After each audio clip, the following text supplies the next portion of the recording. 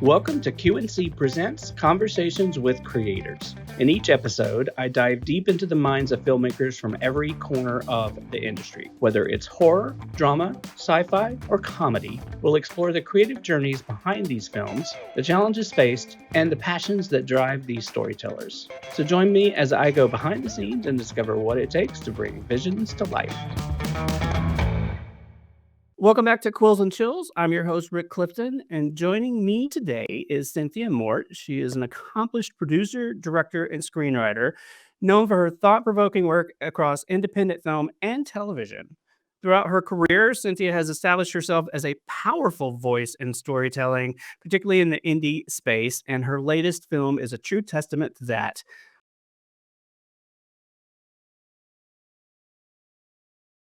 I think this might be my last record, man. Why? My heart's giving out. Nothing in it anymore. That's not so good, Tommy. These songs, have you even listened to them?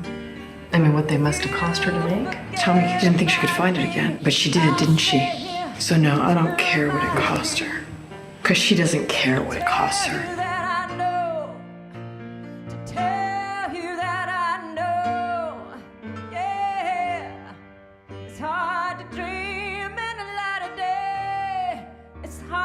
From the beat of the heart to the drum to the ground.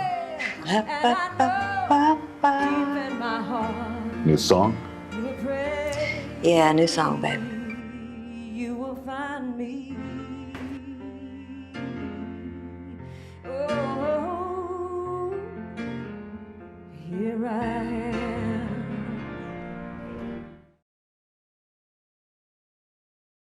When We Kill the Creators is another bold entry that tackles complex themes through an artistic lens. And I'm super excited to explore her journey as a filmmaker, her approach to this indie production, and what it takes to bring a very unique and very inspiring vision to life. So welcome to the show, Cynthia. Thank you very much for that beautiful intro. Thank you. Thank you. You're very welcome. It's very easy to do because it's very heartfelt. Like I said, when we first talked, I feel like you made this movie for me. So, Well, you know what? Probably partially I did. You know, it's an important thing to talk about when we kill the creators, what happens. But anyway, go on. well, that's what I kind of wanted to sort of do is tell us a little bit about what the movie is about and what inspired the concept behind it. How did you know this was a story that needed to be told? I guess is the best way to ask that question. Well, I mean, look, I came up, first just working for Roseanne, and then this, and then that, and then that, and then but what really mattered to me was that I feel like we just have lost so much by not allowing creators to say what they believe, and if it doesn't work, it doesn't work. But that's not what's happening out there now. It's from the beginning. You're kind of getting pushed one way or another on what they want said and what they want to do, which obviously I don't agree with. Does that make sense to you? Makes perfect sense. More than you know. Yeah. Or maybe you do. So, Well, I do, and there's also the thing, look, writers are writers. You know how much work it takes, and all of that. But when you take the problem with our business, I think, is that we're still getting, notes and what people think and what they want from people who don't kind of understand what it's like to create a story. And it's frustrating. right. I mean, I could not agree with that more. It's like you're giving me notes from like a marketing point of view, or I shouldn't say that because I'm in marketing, but I know enough to not give a marketing note when you're talking about creative. So I get it. So that's the very frustrating thing. Yeah, you're right. It's like, you're sitting there and I'm like, what are you talking about? What the hell does that have to do with what I'm writing? Yeah, exactly. So it's interesting what's happened to art. I mean, I started a while ago, way back when, but boy, now it's like, well, we'll see. Anyway, go on. I'm not going to take over your thing. Oh, please take it over. So, I welcome you to please take it over. So it's not a I know problem. how you feel. Trust me. I'm always like, hey, do you want to finish writing this? Yeah, exactly. So here's a pen. You do it. So Exactly. and Well, let's talk about indie films in terms of like just getting them made, right? I think that's the biggest Yeah. challenge. And like there's so many limited resources out there compared to these like big budget, larger production, studio productions and what have you. I'd love to know what were some of the challenges you faced when bringing this amazing movie to life and how did you overcome them? Well, you know, I knew what I wanted to make, and I knew I didn't want anybody telling me what to do. And so I guess the real issue at that point, I knew I could get the actors that I wanted or who I wanted, them to be like, et cetera, et cetera. I think that had I taken it to one of our had I taken it to someone, I didn't want any interference. The truth was, I'd done a lot of work, da da da, and I've had to dealt with some interference, not a ton, but enough to bug me. And I thought, you know what, this is a this is something I need to make. I need to say in the way I want to say it and the way I want to make it. So I decided to just use my own money and jump in. And the freedom that comes with that. I mean, just It the was incredible. The freedom was incredible. yeah. And now I'm spoiled. I don't ever want to take something to those guys again and go, "Hey, I've got this idea." "Oh, yeah, that's a great idea, huh? Have you thought of doing this?" I go, and, "No, I didn't." So, no, I mean, I don't wanna go back there, but it's our business, so it's a hard decision.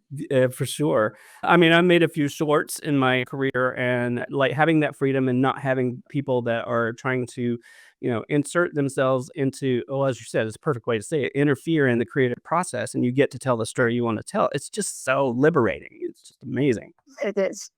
It's liberating, and I think it's important. I think it's important for people to do that so we can, we can share other people's what their thoughts are and what they can come up with. So everything isn't always the same.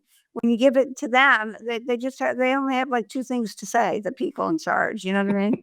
Right. So it's basically all versions of the same shit. That's like, oh Christ, again? Yeah, you just said this yesterday too. Come on, man. So yeah. Yeah, exactly.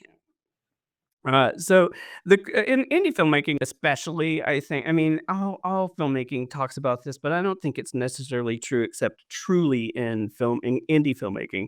The creative process for me has always been far more collaborative in terms of what it takes between you functioning as a director and I think in this case were you a director and producer and write or director and writer for sure, but were you producing? I was director, writer, and producer. So all I'm doing it myself.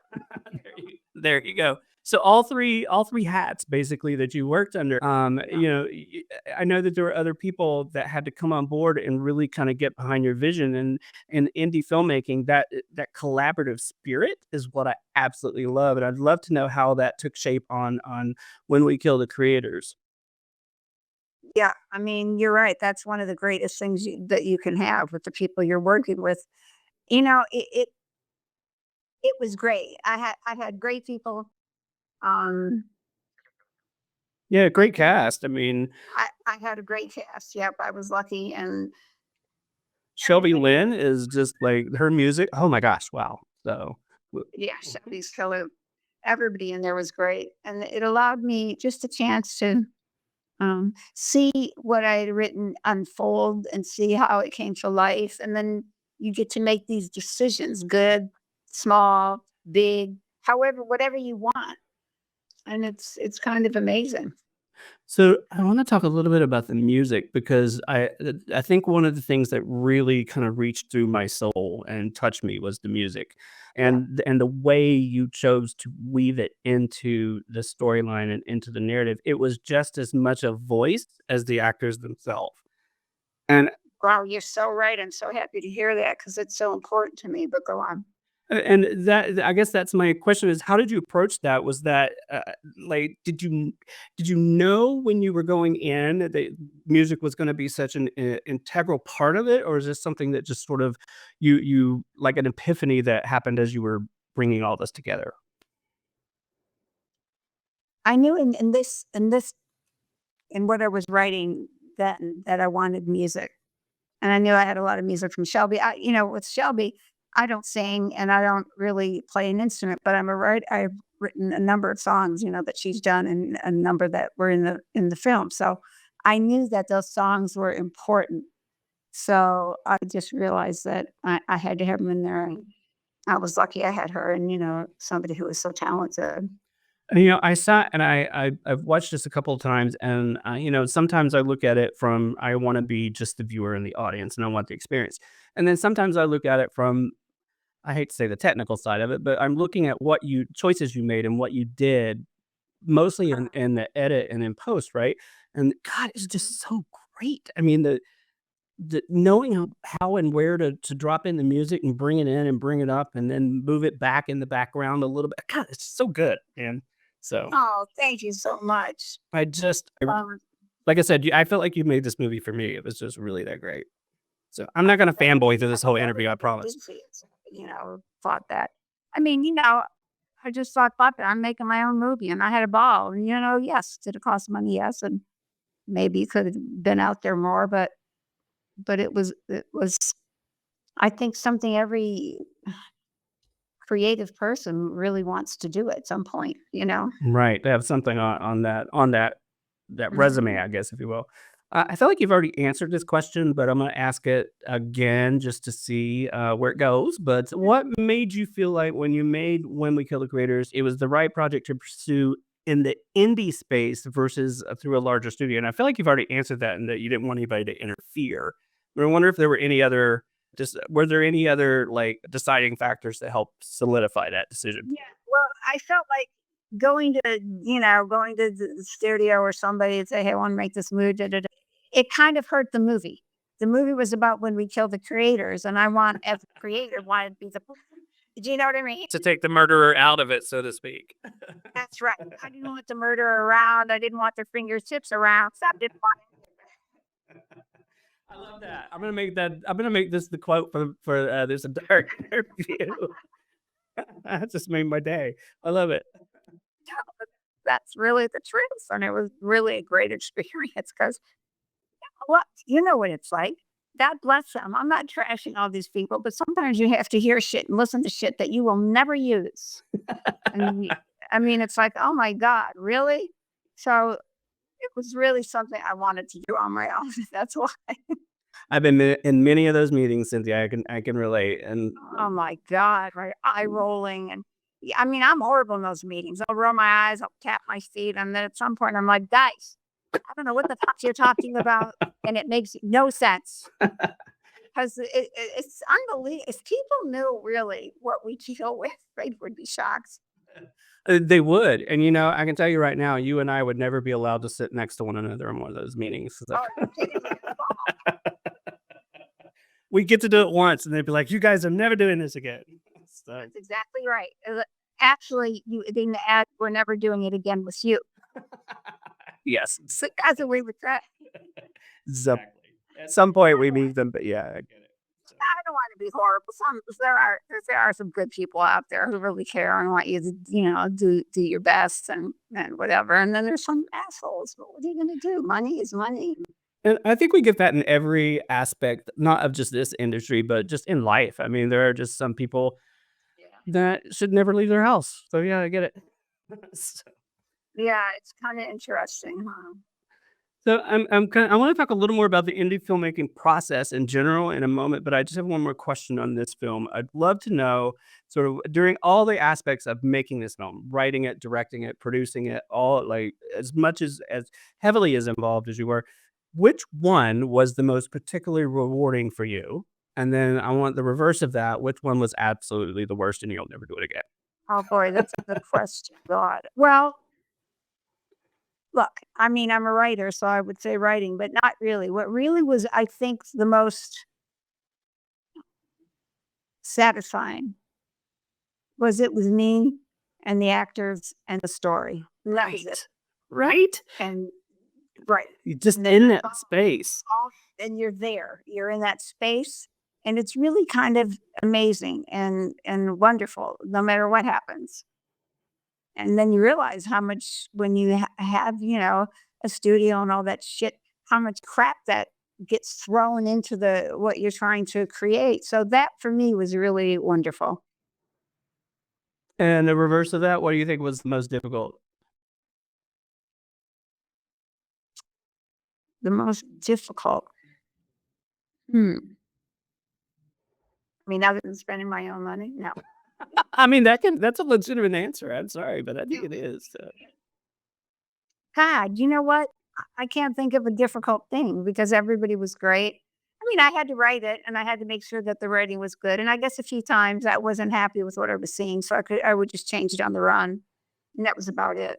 You know? That warms my heart, though. I'm happy to hear that because I gotta say I can relate and with you in a lot of ways. On usually for me, the process is usually this: you're in the middle of it, right? You're in the thick of it. It's 2 o'clock in the morning. Nothing's going right in the way it's supposed to, and you're swearing up and down you'll never fucking do this shit again. It's never gonna fucking happen. And then the moment you wrap it, you're like, let's do it again.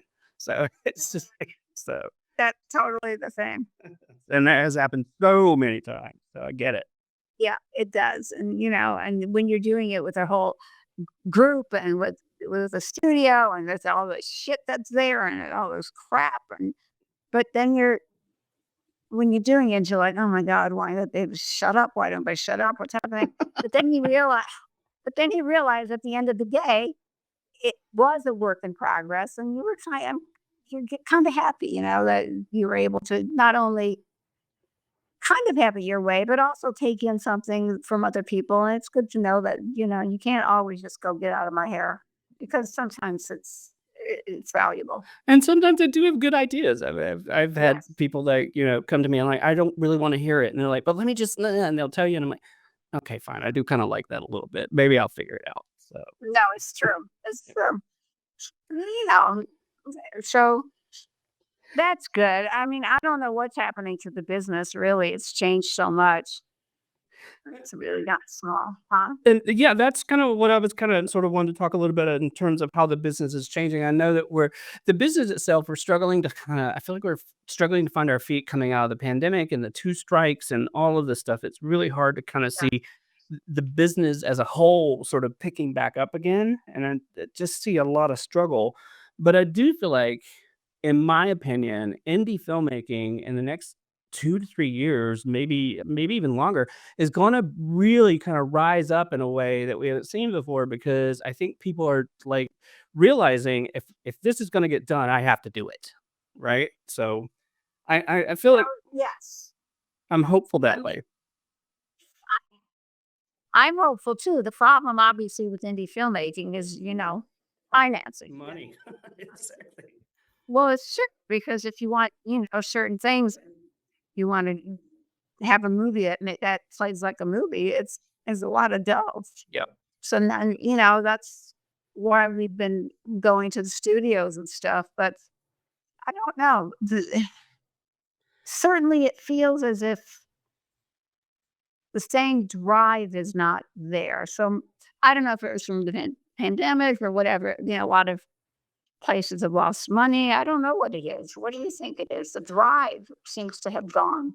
I agree, and I think it's because I feel like I don't know. It's hard to sort of explain for me, but I agree in that energy, right? Mm, That drive, that desire to want to get to do this. That you just don't see it across the board.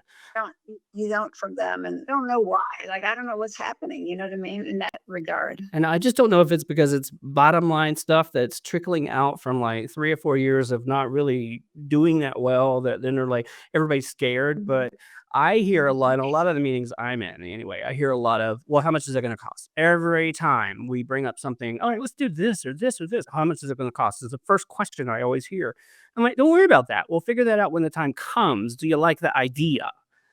So And it's just it didn't used to be that way. That was right. not the first question. Yeah. When you go in to pitch, or I'd go in to pitch something to somebody or for the show, it was all about the story and the this and the that. But that's really changed. It's interesting. Yeah, it's nuts. So I mean, what do you think then? How do you balance that creative freedom and this creative expression with the financial limitations of trying to get a movie made these days? I mean, Do you think Wow. that these constraints help, or do you think they're in some way maybe hindering creativity?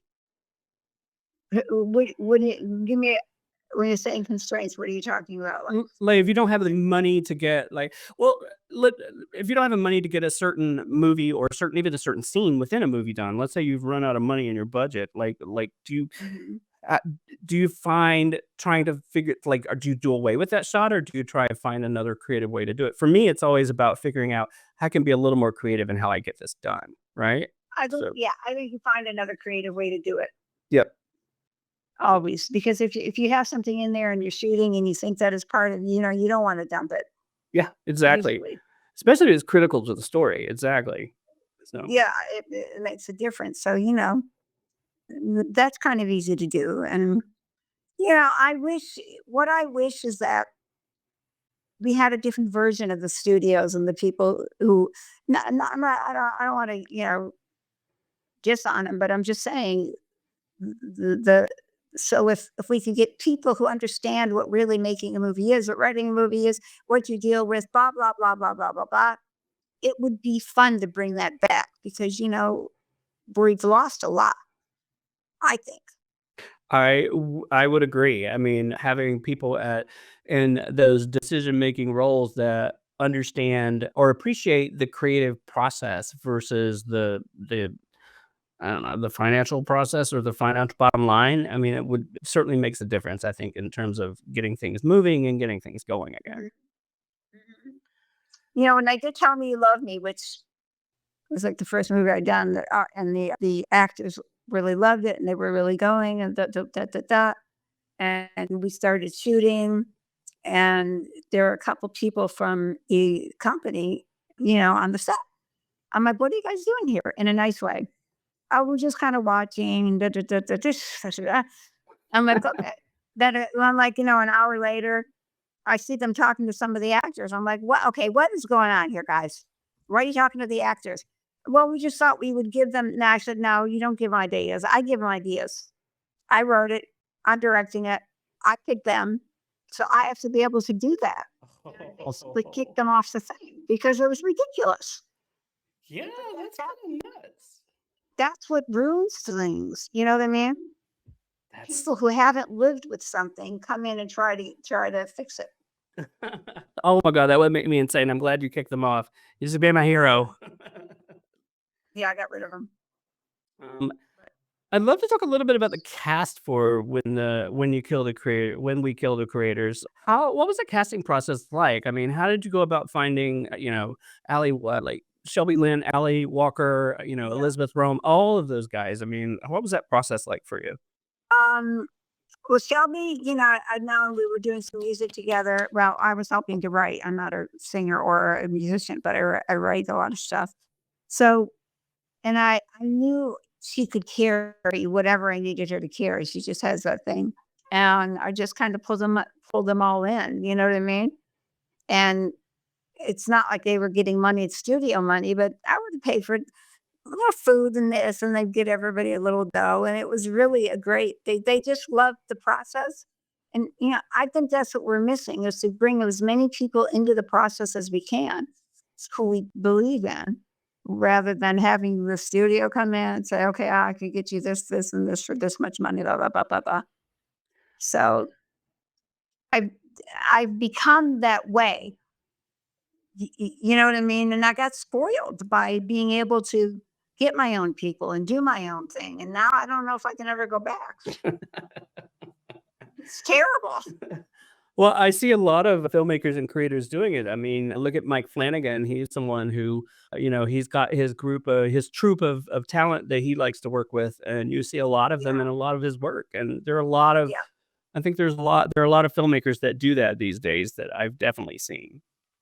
Yeah.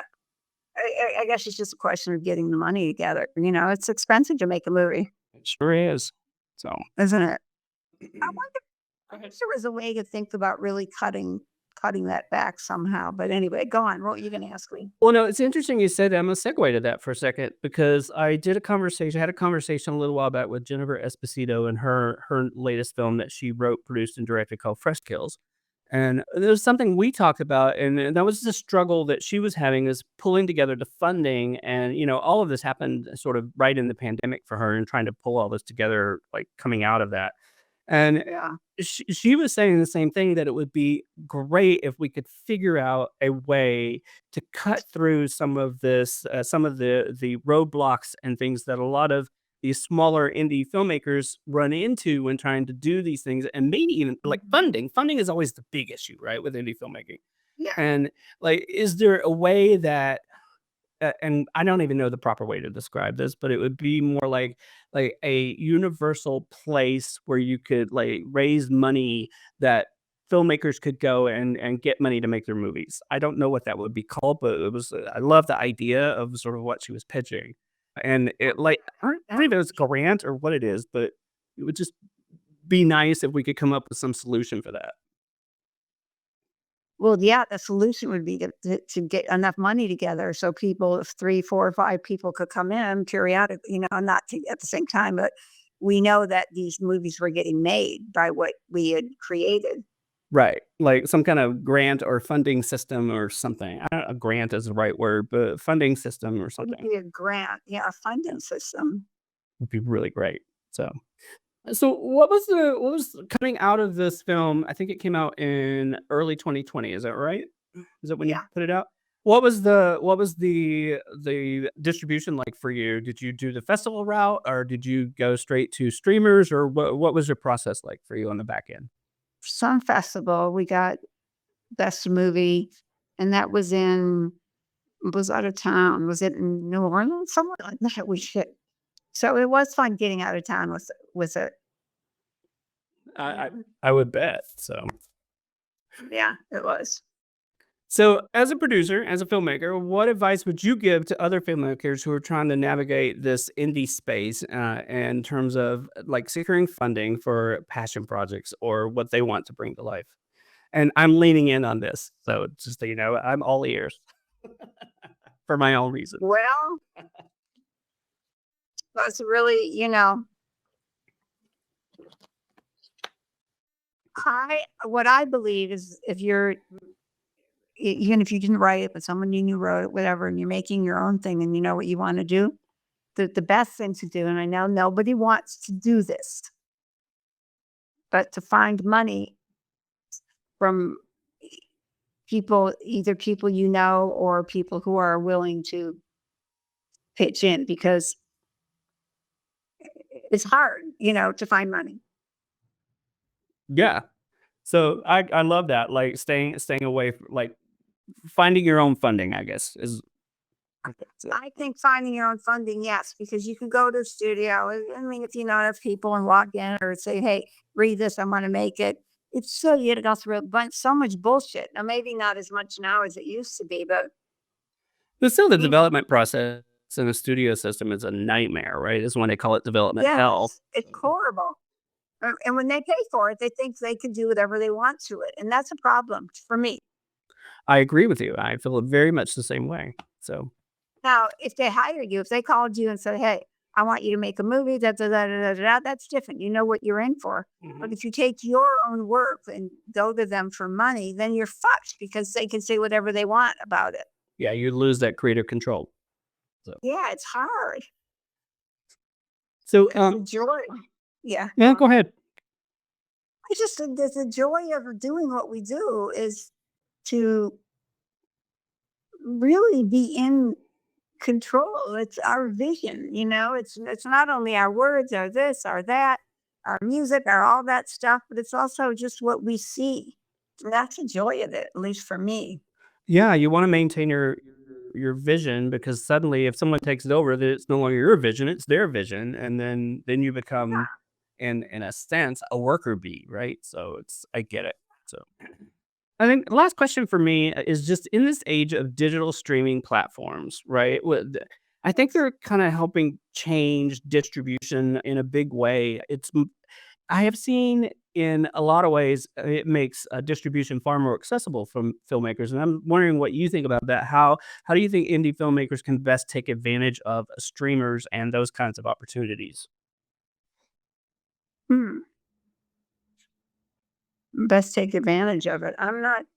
Give me some examples of what you mean best take advantage. Well, I look at spaces like not necessarily Netflix. Netflix is probably the ultimate dream for everybody, but I look at, other platforms like Tubi and Freevee and places like that where you can sell your it's a little easier, I think, to sell your content or sell your movie to a platform in that way. And at least that way you have distribution versus making a film and having it sit on your shelf in your bedroom or your office and like I want to get this out into the world. So it's just I feel like that digital streaming platforms have really kind of I don't know that it's the greatest thing in the world because I certainly have issues with digital streamers, but I do think it's opened up distribution avenues for a lot of filmmakers that wouldn't normally have them. No, I agree with you on that for sure. So But, if the problem is, with a lot of those streamers, the new streamers, it's hard to get your movie seen. right. So And to me, that's the biggest issue. and I think I don't know. I have mixed feelings because, like I said, I've done a handful of shorts, and one of the ones that got the most recognition went to festival circuit and never went to a streamer. So I don't know. I feel like I'm kind of mixed on that. So, but Well, no, I mean, I mean, I don't know. festivals definitely draw a different audience, right, than a streamer would. I think so. Well, for sure. But and also the streamers mean different things Right. So that, you know, I think that I think they have more weight if you get your shit done by a streamer, don't you? yep, for sure. I mean, like I said, then it's something where you can say, "Hey, this movie has been distributed." I am a Yeah. distributed filmmaker, and I think that's an important piece of the equation too when you're trying to build your career, especially early on. So Distribution is a problem. I wish there was a way for because how do first time movie makers get their stuff distributed if they don't have their own money or they don't have their own connections? How do they do it? yeah, I mean, I think a lot of them depend on just exposure through festivals and contests. I mean, like in my early days in this business, contests were the thing, right? But your work in contests, and then suddenly it's just a money grab for all the contest holders. So What contest? What are you talking about? Now they still, I don't know what that is. like writing contests and film, like and thing like I think more about in the early days of like screenplay competitions and things like that. Like I could name off probably 30 that I knew of when I like 20 years ago when I came to this town. But I look at them now and I'm like, God, what a waste of money and time. I could have been doing something else versus Yeah, trying to exactly. yeah, trying to dropping all my money and my time and effort into trying to get like a little bite from these little screenplay competitions that didn't really amount to much. So No, I know. Look, there's still nothing better than writing a movie and getting it to somebody. yeah, Get it to an actor, get it to a studio, get it to a director, getting it to somebody who has any kind of juice yeah, exactly. is worthwhile. Any kind. Yep. So I guess that was my question for you is what like in parting words like what advice or what thing would you say to struggling writers or newcomers in business and you know in order to sort of get their work seen, and it's exactly what you said. I think it's just finding somebody that's got a little bit of juice that can help lift you up. Yeah. Yeah, you have to go to some big place, just a little bit of juice that understands what you're doing and why you're doing it and what you want to do and see what kind of help they can give you. We all have to help each other or forget it. We'll be fine. That's So then on the exactly top, right. people will be making movies and they'll be shitty. That's exactly right. So Do you know what I mean? I know exactly what you mean, and I love that sentiment. We've all got to lift each other up. We do. I wish actually, here's what I wish you should do that. You should start something like that. Like, helpers who want to help, from one screenwriter to another or something, because yeah, going to the studios and besides the studio, how many studios are left now anyway? There's not a lot. They're all sort of combining, and I the know. studio system is getting smaller and smaller. So, I know, it's weird. Why do you think that is? I think it's probably a money and a catalog thing. I think that, I think a lot of studios sunk their money into streamers very early on because Netflix changed the game. And I think they're learning that that may not have been the wisest decision. And yeah, I think it's financial more than anything. So. And the only other thing I would say is where I say to a lot of people who come and talk to me or, or just starting out, at the end of the day, you have to write something that is going to grab somebody. You have to create something that where people, whoever's reading is going, oh, fuck. Yeah. Like it moves them. You know what I mean? It all starts with a story. Yep. It does. It does. So, boy, it's great talking to you. Thank you so much. I do appreciate your time. Have a wonderful weekend.